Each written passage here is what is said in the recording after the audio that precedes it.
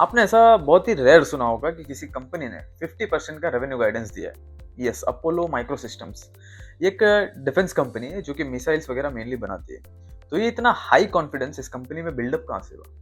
तो देखो, पहले ये कंपनी सिर्फ डेवलपमेंट स्टेज तक सीमित थी। फॉर एग्जांपल, अगर गवर्नमेंट को कोई मिसाइल सिस्टम बनाना चाहता है तो अपोलो का काम क्या था कि सिर्फ प्रोटोटाइप बना के देना, या फिर सिर्फ डिजाइन लेवल पर कुछ काम करके देना, या फिर पूरे सिस्टम का एक कंपोनेंट बना के देना।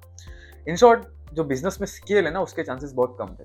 बट अब कंपनी कंप्लीट सिस्टम बना के दे रही है। अगर उसी एग्जांपल को कंटिन्यू करें तो अगर वो मिसाइल का ट्रायल अगर सक्सेसफुल होता है तो अपोलो अब बल्क ऑर्डर लाइक 100, 200, 500 का ऑर्डर जो है वो ले सकता है। तो अब क्या हुआ कि कंपनी में स्केल अप आ गया। तो एक्चुअली ये फंडा है।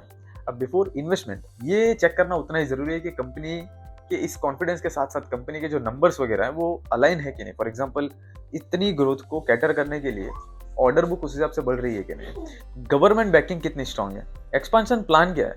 तो इस तरह से एक डिटेल एनालिसिस मैंडेटरी है।